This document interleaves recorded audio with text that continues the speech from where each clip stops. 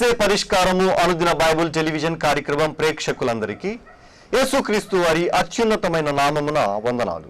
ప్రభువునందు ప్రియ దేవుని బిడ్డలారా, నేటి దినము పాస్టర్ కారుపాటి శాంతసాగర్ గారి ద్వారా కీర్తనల గ్రంథంలోని శ్రేష్టమైన భాగాలను ధ్యానం చేసుకుందాము. మీరందరూ బైబిల్తోనూ నోట్బుక్తోనూ సిద్ధపడి ఉండండి.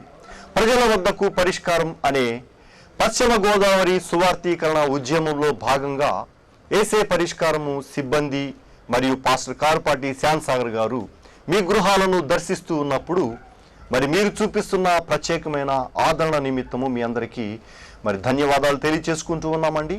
అలాగే మా సిబ్బంది మీ గృహాలను తొందరగా రావాలి అని ఆశించిన వారు ఎవరైనా ఉంటే దయచేసి మమ్మల్ని టెలిఫోన్ ద్వారా సంప్రదించండి. అలాగే మీ ఇళ్ల గోడల మీద బ్లాక్ బోర్డ్ ఏర్పాటు చేసుకొని ప్రతిరోజు కూడా ఒక వాక్యాన్ని దాని మీద రాసుకునే ఉద్దేశం ఉన్నవారు దయచేసి మమ్మల్ని సంప్రదిస్తే నేనే వచ్చి మీ గోడల మీద బ్లాక్ బోర్డు ఏర్పాటు చేస్తామండి. అలాగే సంవత్సరం అంతా కూడా మీరు రాయవలసిన వాక్యాలను కూడా మేము మీకు అందిస్తాము. దయచేసి ఈ విషయాన్ని కూడా మీరు జ్ఞాపకం ఉంచుకోండి. సువార్తీకరణ పశ్చిమ గోదావరి అంతటా కూడా యేసే పరిష్కారం ద్వారా సువార్తీకరణ జరగడం నిమిత్తము మీరందరూ మీ కుటుంబ ప్రార్థనల్లో జ్ఞాపకం చేసుకోవాలని మేము మిమ్మల్ని ఆశిస్తూ ఉన్నాము. పాస్టర్ మీరందరూ సిద్ధపడి ఉంటే పాస్టర్ కారుపాటి శాంతసాగర్ గారు ప్రార్థన చేసి ఈ దినపు వాక్య పరిచర్య చేస్తారు. ప్రభువునందు ప్రియమైన దేవుని బిడ్డలారా, ఈ రాత్రి కాలపు వాక్య భాగమునకు ఆర్థిక సహకారం అందిస్తున్నవారు పత్తేబాద ఏలూరు వాస్తవ్యులు శ్రీ తాళ్ళూరి జాన్ మరియు కమల విజయ గార్ల కుమారులు తాళ్ళూరి అభిషేక్, తాళ్ళూరి అభిలాష్ కుమారులు ఇద్దరి జన్మదినాల సందర్భంగా ఎపిసోడ్కు సహకారం ఇస్తున్నారు. ఈ కుటుంబాన్ని దేవుడు దీవించాలని ప్రార్థించమని మనవి చేస్తున్నాను. ప్రార్థన చేసుకుందాం. దయచేసి తలలో వంచండి, ప్రార్థనలో ఏకీభవించండి. మమ్మలను మిక్కిలిగా ప్రేమిస్తున్న మా ప్రియ పరలోకపు తండ్రి, మీ పరిశుద్ధ ఘన నామమునకు స్తోత్రాలు. ఈ రాత్రి కాలం మీ పాదమును చెంతకు చేరి మీ పరిశుద్ధ నామమును సన్నుతిస్తున్నా. ఈ రాత్రి వాక్యం వినటానికి వచ్చిన ప్రతి బిడ్డను మీరు దీవించండి. లక్షలాది మంది ప్రజలకు వాక్యం వినే అవకాశం ఉంది. అనేకులు ఈ భాగ్యాన్ని పోగొట్టుకుంటున్నారు. వారు ఈ గొప్ప భాగ్యమును అనుభవించుటకు సహాయము చేయండి. తాళ్ళూరి జాన్ గారి కొరకు, కమల విజయ గారి కొరకు మీకు వందనాలు. మీ బిడ్డలను ప్రేమించి ఇచ్చిన అభిషేక్, అభిలాష్ను బట్టి మీకు కృతజ్ఞతలు చెల్లిస్తున్నాను. చిన్న వయసులో ఈ బిడ్డలకు మీరు ఇచ్చిన తలాంతులన్నింటి కొరకై ప్రభు మీకు స్తోత్రాలు. ఈ బిడ్డలు ఇరువురిని దీవించి నూతన సంవత్సరంలో నూతన దయా కిరీటము చేత వీరిని అభిషేకించి భద్రతను, క్షేమమును, ఆరోగ్యమును, జ్ఞానమునిచ్చి నడిపించండి. ఈ రాత్రి కాలపు మా ప్రేక్షకులందరి కొరకు ప్రార్థన చేస్తున్నా. అనారోగ్యంతో ఉన్న బిడ్డలను దృష్టించండి, దర్శించండి, ఆరోగ్యం ఇవ్వండి. ప్రభు, ఆర్థిక ఇబ్బందులు పడుతున్న వారికి మీ కృపనిచ్చి విడుదలనివ్వండి. ఆప్తులను పోగొట్టుకొని కన్నీటితో ఉన్న వారికి ఓదార్పును దయచేయండి. విద్యార్థులకు జ్ఞానమును, జ్ఞాపక శక్తిని, ప్రయాణికులకు భద్రతను, గర్భిణీ స్త్రీలకు మీ మహాకృపను, సంతానము లేని వారికి సంతానమును అనుగ్రహించుమని ప్రార్థన చేస్తున్నాం. ఈ రాత్రి కాలం ప్రత్యేకంగా దైవ సేవకుల కొరకు, వారి కుటుంబాల కొరకు చేయబడుతున్న సువార్త పరిచర్య కొరకు కృతజ్ఞతలు చెల్లిస్తున్నాం. యేసే పరిష్కారాన్ని మీరు విస్తరింప చేయండి. ప్రభు, ప్రతి అవసరము మీరు తీర్చండి. తీవ్రమైన సమస్యలు ఉన్నాయి, వాటికి విడుదలనివ్వండి. ఘనత, మహిమ, ప్రభావాలు మీరు పొందండి. యేసుక్రీస్తు ప్రభు పేరిట ప్రార్థిస్తున్నాము తండ్రి, ఆమెన్. ప్రభువునందు ప్రియమైన దేవుని బిడ్డలారా, దయచేసి మీ పరిశుద్ధ బైబిల్ గ్రంథాన్ని తెరిచి 86వ సంకీర్తన మీ ముందు ఉంచుకోండి. 85వ సంకీర్తన గత రాత్రి 10వ వచనం నుండి 13వ వచనం వరకు వేగంగా చదివాను. దీనిలో సిలువ ఉంది అనేది మనం గుర్తించాం. దీనిలో 12, 13 వచనాల్లో ఉన్న కొన్ని మాటలు 1-2 సార్లు జ్ఞాపకం చేసి సమయాన్ని బట్టి నేను 86వ సంకీర్తనలో దేవుని యొక్క 8 గుణలక్షణాలు దావీదు భక్తుడు చెప్పినవి మీ ముందుకు తేవటానికి ఆశపడుతున్నాను. ఈ 86వ సంకీర్తన 2-3 దినాలు పట్టచ్చు. అంత విశేషమైనటువంటి అద్భుత వాక్య ధ్యానం ఇందులో ఉంది. యెహోవా ఉత్తమమైన దానిని అనుగ్రహించును, మన భూమి దాని ఫలమును ఇచ్చును. 12వ వచనం కొంచెం ఆలోచించాలి. యెహోవా ఉత్తమమైన దానిని ఇచ్చును, మన భూమి దాని ఫలమును ఇచ్చును. ఇక్కడ 2 ఇవ్వబడే అంశాలు గురించి మాట్లాడుతున్నాడు. మొదటిగా ఇచ్చేవాడు యెహోవా. ఆయన ఏమిస్తాడట? ఉత్తమమైన దానిని ఇస్తాడు. 2, భూమి దాని ఫలమును ఇస్తుంది. యెహోవా ఉత్తమమైనది ఇచ్చును. బైబిల్ గ్రంథంలో యెహోవా అనే పదం దేవుని సూచిస్తోంది. దేవుని యొక్క నామము యెహోవా. దేవుడు ఉత్తమమైనది ఇస్తాడు. చాలా పర్యాయాలు మనం పొందుకున్నటువంటి వాటిని చూస్తున్నప్పుడు ఏమిటి ఇట్లాంటివి మనకు దొరికాయని అనిపిస్తుంది. ఉదాహరణకు కొన్ని పర్యాయాలు మన స్వగ్రామం చూసుకుంటే మిగిలిన ప్రాంతాల కంటే వెనుకబడినదిగా అనిపించవచ్చు. లేదంటే దేవుడు మనకిచ్చినటువంటి విద్య, లేదంటే మనకు ఆయన ఇచ్చినటువంటి కుటుంబం తక్కువగా అనిపించవచ్చు. కానీ అది నీ జీవితానికి ఉత్తమమైనది, అందుకే ఆయన ఇస్తాడు. వాక్యం తెలియచేస్తున్న మాట, చాలామంది ఈ దినాలలో ఆడపిల్లలు మాకు అక్కర్లేదు అనే భావంలో కనిపిస్తున్నారు. గర్భఫలం యెహోవా ఇచ్చు బహుమానం, ఉత్తమమైనటువంటిది దేవుడు ఇస్తాడు. నేను కొన్ని గృహాలు దర్శిస్తున్నప్పుడు 5, 6 ఆడపిల్లలున్న ఇండ్లు కూడా చూస్తున్నాను. ఆడపిల్లలను హీనంగా చూడటం చాలా దౌర్భాగ్యమైన సంస్కృతి, విచారకరమైన దురాచారం. దేవుని యొక్క వాక్యం చెప్తోంది, ఇది దేవుని బహుమానం. దేవుడు ఉత్తమమైన దానినే ఇస్తాడు. చాలా పర్యాయాలు భార్యాభర్తలు తమకు ఇవ్వబడిన ఆడపిల్లల విషయంలో చాలా నిర్లక్ష్యంగా వారికి విద్య చెప్పించడంలో అనవసరం అనుకుంటారు. అట్లాంటివి దురాచారాలు. అట్లా చేయకూడదు. దేవుడు నీకు ఇచ్చిన ఆ బిడ్డను శ్రేష్టమైన బిడ్డగా, సమాజానికి ఉపయోగపడేటువంటి కుమార్తెగా అభిషేకం పొందేట్టుగా చేయగలగాలి. చూడండి, స్త్రీలలో కూడా ఎంతో గొప్ప గొప్ప వనితలు, పేరెన్నికగాంచినటువంటి ధీరోదత్తురాలైనటువంటి వారు సమాజం భారత చరిత్రలో కనిపిస్తున్నారు. కావున ఎన్నడూ ఆడపిల్లను గూర్చి అభ్యంతర పడకూడదనేది వాక్యం చొప్పున నేను మనవి చేస్తున్నాను. భ్రూణ హత్యలు, అబార్షన్స్ ఎక్కువ జరుగుతున్నాయి. ఈ అంశంలో అది కూడనటువంటిది, పాపము అని ప్రభువు పేరట నేను మనవి చేస్తున్నాను.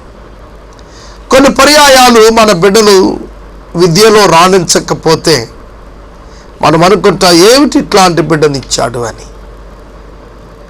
ఆ బిడ్డ బలహీనతలను చూస్తున్నప్పుడు దేవుడు ఎందుకు ఇంత బలహీనమైన పాత్రలను మన కుటుంబం నుంచి అనిపిస్తుంది. కానీ వారు మీరనుకునే ఏరియాస్లో బలహీనులై ఉండొచ్చు. కానీ దేవుడు వారికి ఇచ్చేటువంటి తలాంతులు వారి భవిష్యత్తును ఉద్దేశించినవై ఉంటాయి కనుక వారు ఉత్తమమైన వారుగా అభివృద్ధి చెందటానికి అవకాశాలున్నాయి. దేవుడు ఉత్తమమైనదే ఇస్తాడు. ఎన్నడూ నాసిరకాన్ని ఆయన ఇవ్వడు. నీవు దానిని మోల్డ్ చేసుకోవటంలోనే ఉంది. నీవు దానిని సద్వినియోగం చేసుకోవటంలోనే ఉంది. కొంతమంది తమ యొక్క భర్తను గురించి, భార్యను గురించి విచారిస్తూ ఉంటారు. వారిలో ఉన్నటువంటి ఒక అవలక్షణాన్ని పట్టుకొని వారికి దూరం అయిపోవాలి అని కూడా ప్రయత్నం చేస్తుంటారు. ఆ ఒక్క చిన్న అవలక్షణం, ఒకవేళ అది సీరియస్ ఇష్యూ అయి ఉండొచ్చు, కాదని నేను అన్ను. ఆ లక్షణాన్ని పట్టుకొని అవతల వ్యక్తిని ఎంతో మానసిక క్షోభకు గురి చేయటానికి కూడా ప్రయత్నిస్తున్న వారు సమాజంలో లేకపోలేదు. అలా ఉండకూడదు. దేవుడు ఇచ్చిన నీ భర్త నీకు ఉత్తమమైన వాడు.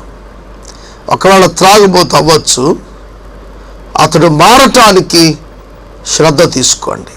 వ్యభిచారి అవ్వచ్చు, అయి ఉండొచ్చు, అక్రమ సంబంధాలు ఉండుండొచ్చు.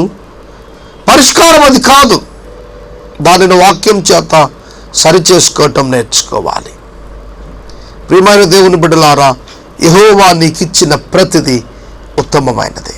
If you believe in God, నీవు దేవుని యందు విశ్వాసం ఉంచితే నీ భార్య మారు మనసు, నీ భర్త మారు మనసు పెద్ద విశేషమైన సమస్య కాదు.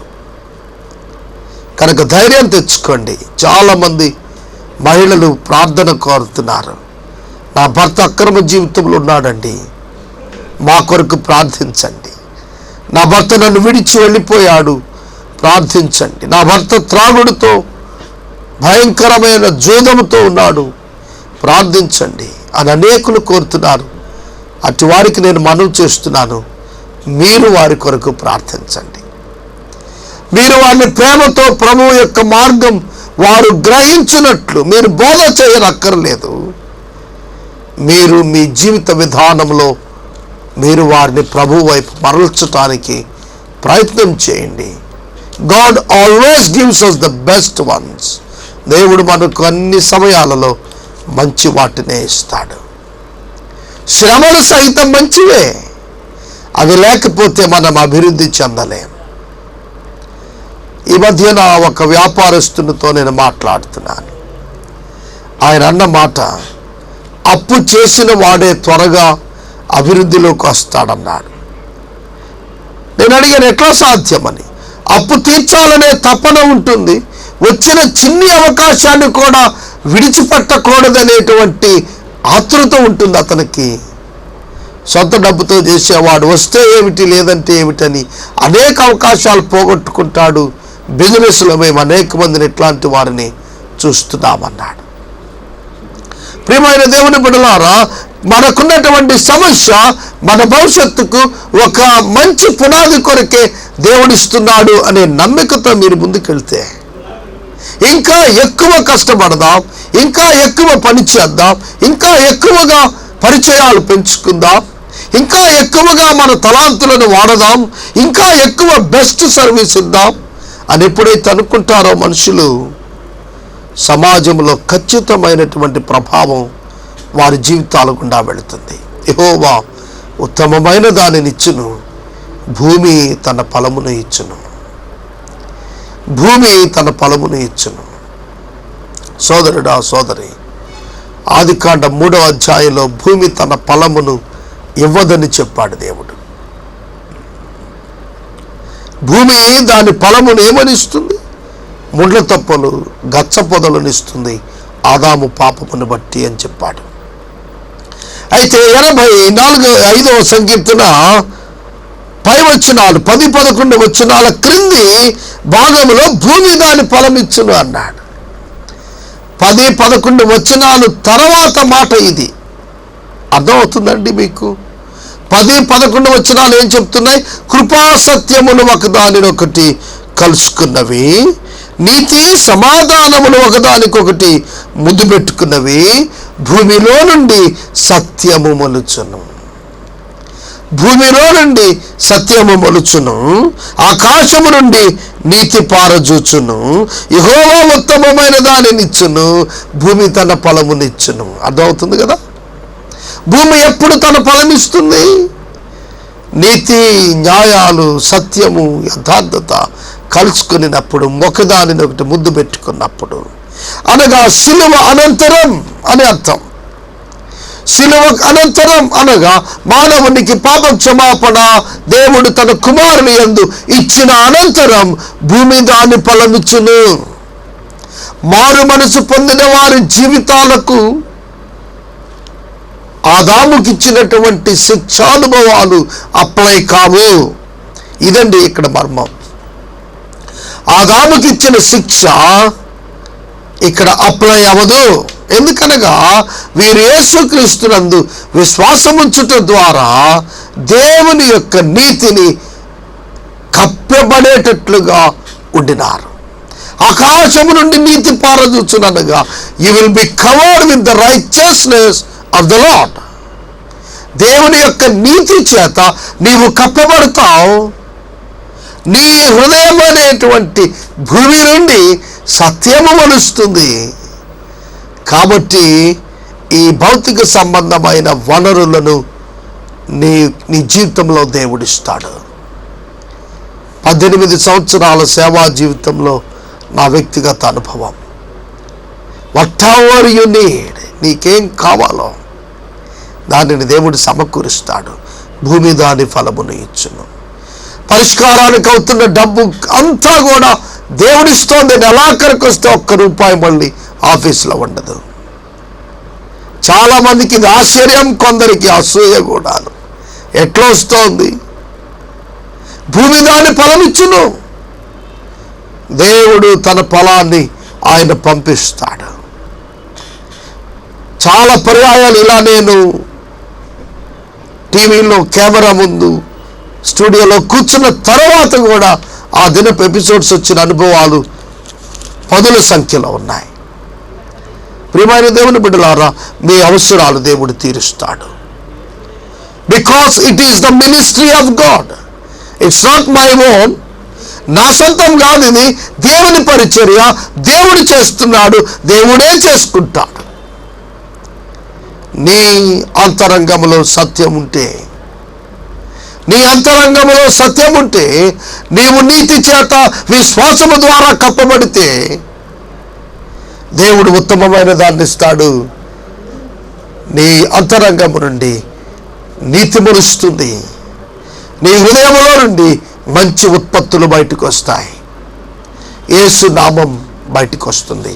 దానిని మించిన గొప్ప ఉత్పత్తి మరొకటి లేదు. ప్రియమైన దేవుని బిడ్డలారా, మీ జీవితాల్లో ఇట్లాంటి అనుభవాలు ఉన్నాయా?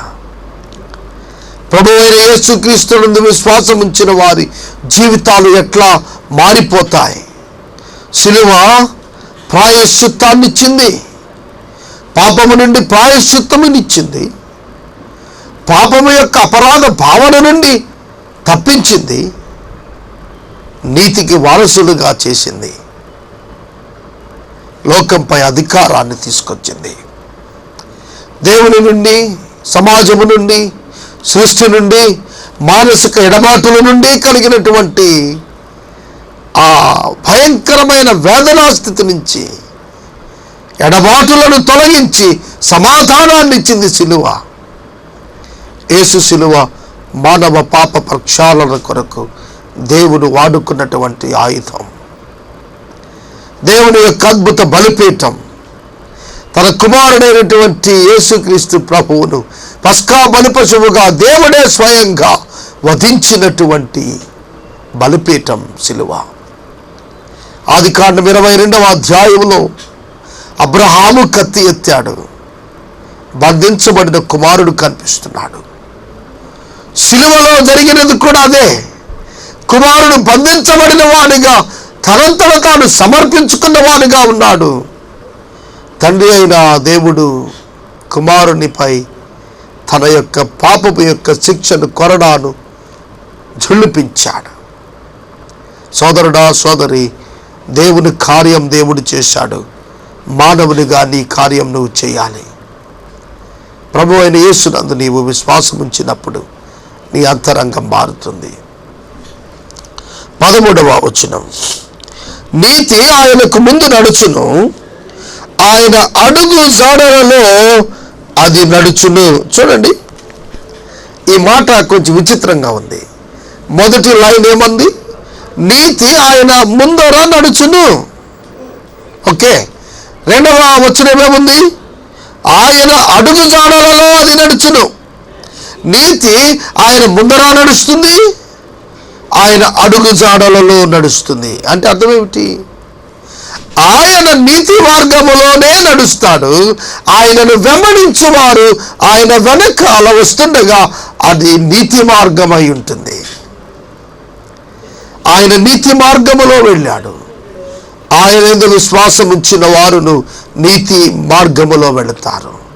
యేసు అడుగు జాడలలో వెళతారు. అంటే యేసు వలె అంగీ వేసుకుని కాదు, యేసు వలె గడ్డం పెంచారని కాదు, యేసు వలె మౌనంగా నెమ్మది మాటలు మాట్లాడు, not the mannerisms but the life. పై మెరుగులు కాదు, పై అలంకరణలు కాదు, అంతరంగంలో మార్పు. అది నీతి అడుగుజాడలలో నడవడం అంటే. కరప్షన్ లేని జీవితం. ప్రియమైన దేవుని బిడ్డలారా, దేవుడిచ్చిన ప్రతి రూపాయికి లెక్క చెప్పే జీవితం. దేవుడిచ్చిన రిలేషన్షిప్స్, సంబంధ బాంధవ్యాలకు ఆయన ఎదుట నిలిచి లెక్క చెప్పగలిగినటువంటి ధైర్యం, అది నీతిలో నడవటం అంటే. రైచియస్నెస్, నీతి అనేటువంటిది దేవుని నుండి కలిగేటువంటిది. అది నీ అంతరంగంలో నీవు విశ్వాస సంబంధమైనటువంటి క్రియలలో నువ్వు కొనసాగుతున్నప్పుడు నీ జీవితంలో ఆ నీతి యొక్క ఉత్పత్తులు సమాజాన్ని అలంకరిస్తాయి. అనేక వేల కుటుంబాలు సువార్త ద్వారా ఈ దినం బాగుపడుతున్నాయి. వాటిపై దృష్టి ఉంచండి,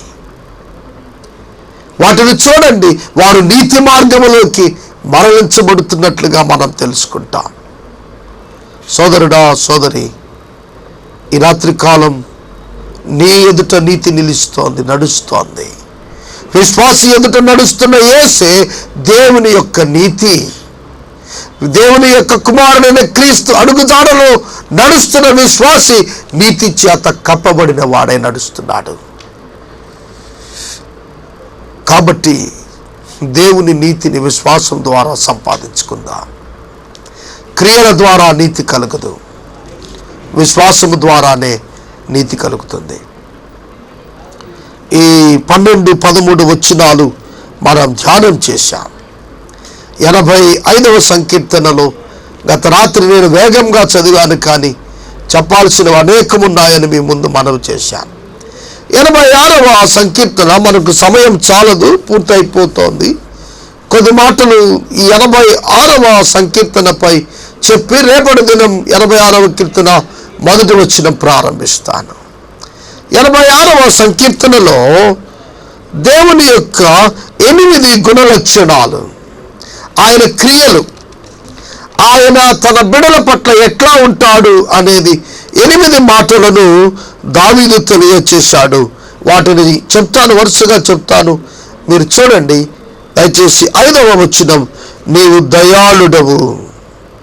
2వది, క్షమించుటకు సిద్ధ మనసు గలవాడవు. 3, కృపాతిశయము గలవాడవు. 4, ఉత్తరము ఇచ్చువాడవు. మహాత్యము గలవాడవు, అద్వితీయ దేవుడవు.